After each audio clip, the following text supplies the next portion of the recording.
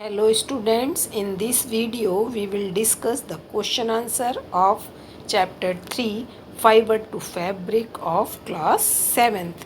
अब यहाँ पे हमारा जो क्वेश्चन नंबर फर्स्ट है जो आप यहाँ पे देख रहे हैं, you must be familiar with the following rhymes. यहाँ पे ये क्वेश्चन नंबर फर्स्ट जो है आपकी बुक में दिया हुआ है। तो यहाँ पे दो राइम्स आपकी बुक में दी हुई हैं। पहली राइम है जो कि आपने बचपन में पढ़ी होगी, baa baa black sheep have you any wool, और दूसरी राइम है, Mary had a little lamb whose fleece was white as snow. अब ये दो यहाँ पे राइम हैं। फिर आपकी बुक में पूछा गया है आंसर द फॉलोइंग क्वेश्चन। यहाँ पे क्वेश्चन नहीं लिखे हैं, मैंने यहाँ पे डायरेक्ट जो है ये आंसर लिख दिए हुए हैं यहाँ पे, लेकिन आप अपनी क्वेश्चन जो है बुक से देख लीजिएगा।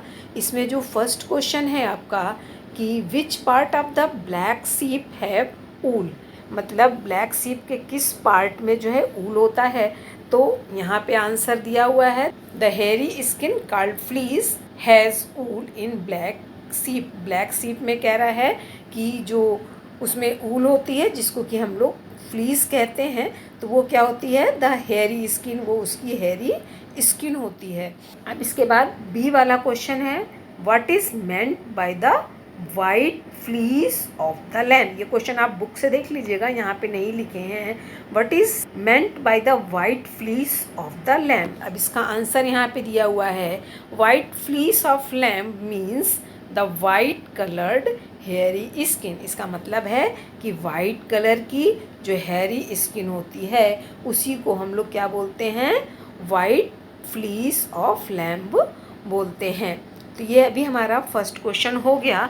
अब इसके बाद हमारा जो है फोर्थ क्वेश्चन है, क्योंकि सेकंड और थर्ड क्वेश्चन हमने बुक एक्सरसाइज में अपने पहले वाले वीडियो में आपको करा दिया था।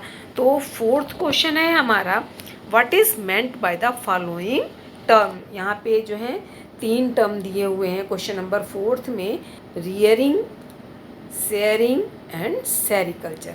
तो अब रेयरिंग क्या होता है ये देखेंगे। रेयरिंग का यहाँ पे लिखा हुआ है, the process of keeping, feeding, breeding and medical care of useful animals is called rearing of animals. Rearing मतलब ऐसे यूजफुल एनिमल जिसको कि आप पालते हैं। कीपिंग मतलब उसको अच्छे से रखना, फीडिंग मतलब उसको अच्छा खाना खिलाना, ब्रीडिंग मतलब उसका जो है प्रजनन कराना या उसका जो है जनरेशन आगे बढ़ाना, जिसको हम ब्रीडिंग बोलते हैं।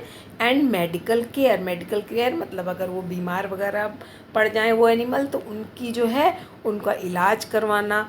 Of useful animal is called rearing. तो इन सभी चीज़ों को मिला के हम क्या बोलते हैं, रेयरिंग बोलते हैं।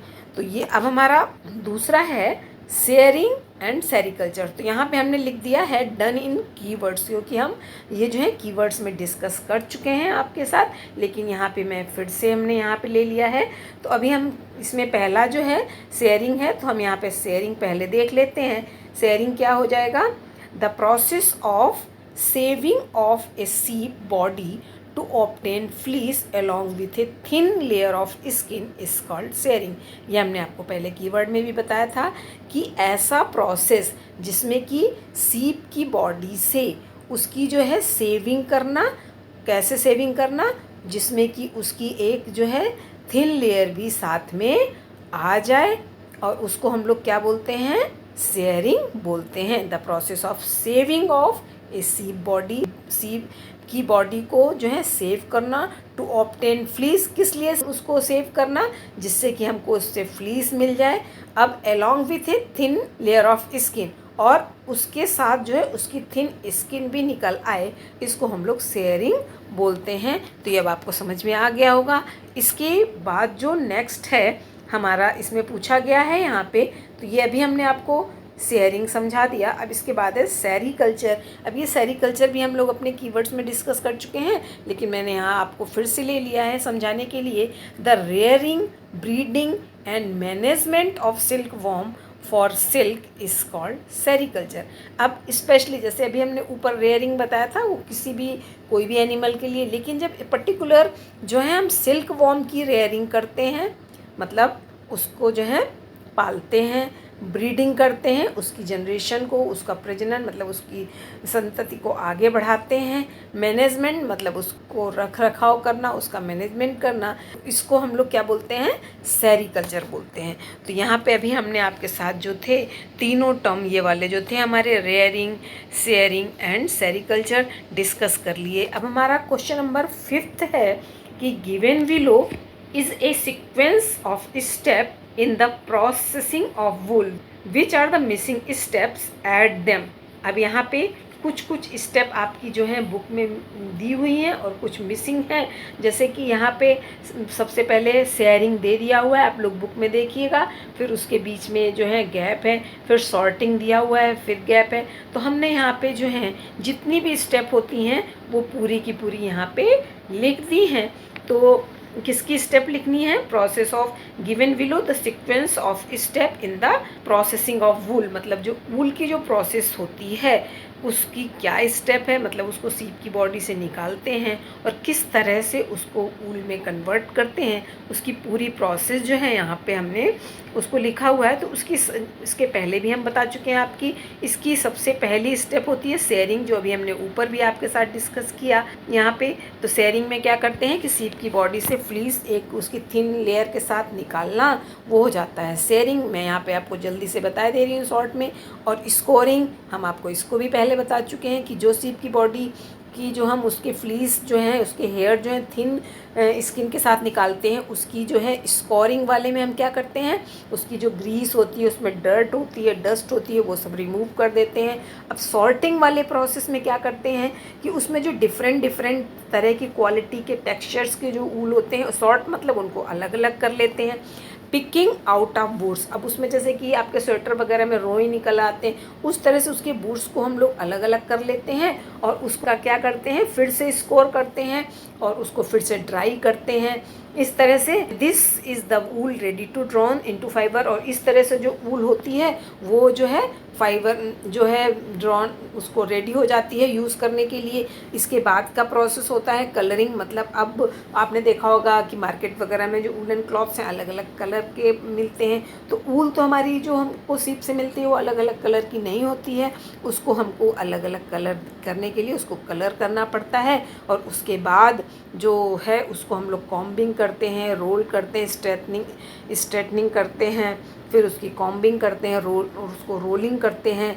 इस प्रोसेस को हम लोग रोलिंग करते हैं। तो इस तरह से हमने देखा कि यहाँ पे इसकी जो है यहाँ पे इतनी स्टेप्स दी हुई हैं। तो कौन कौन सी हो गई, sharing, scoring, sorting, picking out of boots, फिर कलरिंग एंड रोलिंग।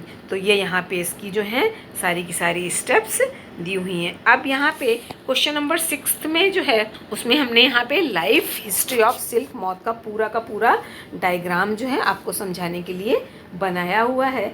आपकी बुक में जो क्वेश्चन नंबर जो है 6 है वो पूछा गया है, make sketch of the 2 stage in the life history of silk moth which are directly related to the production of silk. लेकिन हमने यहाँ पे जो है इसकी 2 स्टेज नहीं, पूरी की पूरी जो है आपको लाइफ साइकिल समझ में आ जाए, इसलिए मैंने यहाँ पे इसका पूरा डायग्राम जो है ले लिया है। तो अब हम देखेंगे कि जो स्टार्टिंग से जो है ये जो हमारा इसमें बना हुआ है ये एडल्ट पहली स्टेज, ये क्या है हमारा एडल्ट सिल्क मॉथ है, फीमेल सिल्क मॉथ है। अब ये क्या करती है, एग ले करती है, एग ले कर रही है किसके ऊपर, ये हमारी जो है मलबरी लीव्स के ऊपर जो है यहाँ पे आप देख रहे हैं कि इसने क्या करा हुआ है, एग को यहाँ पे ले किया हुआ है। फीमेल मॉथ लेज मेनी टिनी एग्स, बहुत सारे जो है यहाँ पे इसने ये जो है एग ले कर दिए हैं।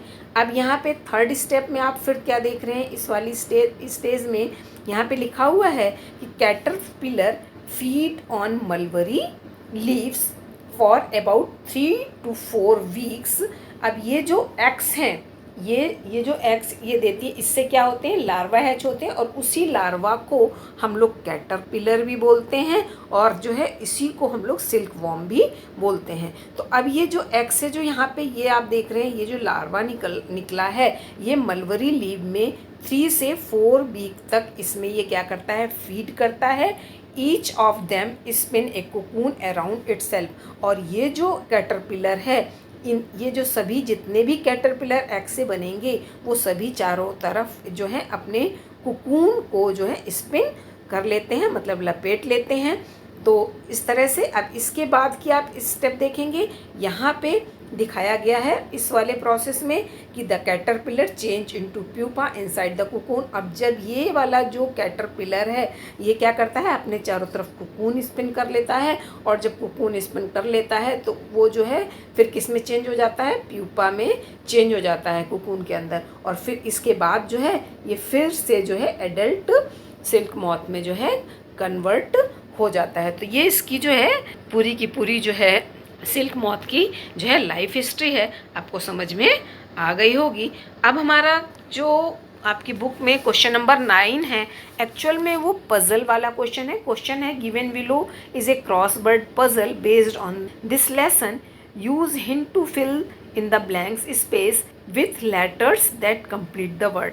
इसमें डाउन और क्रॉस वाले वर्ड्स दिए हुए हैं, लेकिन मैंने इस क्वेश्चन को जो है कुछ चेंज कर दिया है। इसको हम लोग कैसे करेंगे, आंसर इन वन वर्ड हमने इसको बना दिया है यहाँ पे, और इसके जितने भी डाउन और क्रॉस वाले जो क्वेश्चंस थे वो लेके डायरेक्टली मैंने यहाँ पे आंसर लिख दिए हैं। जैसे कि इसमें पहला है थॉरो वॉशिंग। अब यहाँ पे आप देख रहे हैं थॉरो की स्पेलिंग गलत लिखी हुई है, इसमें एच के बाद यहाँ पे जो है बीच में THOROUGH आएगा। यहाँ पे इसमें इसकी स्पेलिंग क्या हो जाएगी, पूरी THOROUGH। तो ये थॉरो वॉशिंग हो जाएगा, और इसका जो आंसर हो जाएगा वो क्या हो जाएगा, स्कोरिंग में हम करते हैं तो ये स्कोर हो जाएगा, मतलब उसको अच्छे से जो वॉश करते हैं। फिर इसके बाद जो हमारा सेकंड है एनिमल फाइबर। एनिमल फाइबर अब यहाँ आपके क्रॉसवर्ड के हिसाब से सिल्क आएगा, वैसे एनिमल फाइबर में ऊल भी लिख सकते हैं। फिर थर्ड है लॉन्ग थ्रेड लाइक स्ट्रक्चर, ये फाइबर हो जाएगा। इसके बाद जो है फोर्थ है कीप वार्म, जो हमको वार्म रखते हैं, तो यहाँ ऊल हो जाएगा। Its leaves are eaten by silk worm, मतलब सिल्क वार्म किसकी लीव्स को खाते हैं, तो वो अभी आपको पता है किसकी लीव्स को खाते हैं, मलबरी लीव्स को खाते हैं। फिर जो लास्ट है इसका हैचेस फ्रॉम एक्स और मॉथ, तो ये क्या हो जाएंगे, एक्स से क्या चीज़ हैच होती है, ऑफ द मॉथ, तो अभी हमने लाइफ हिस्ट्री में उसकी देखा वो क्या होती है, कैटरपिलर होता है। तो इस तरह से अभी हमारा ये जो वीडियो था ये पूरा जो है कंप्लीट होता है। तो अगर इसमें आप लोग अच्छे से देख लीजिएगा, किसी भी क्वेश्चन में या डायग्राम अगर कुछ भी नहीं समझ में आता है तो आप हमारे साथ फिर से डिस्कस कर सकते हैं। और वीडियो देखने के बाद जो है अपना नेम और क्लास ज़रूर लिखिएगा। Thank you.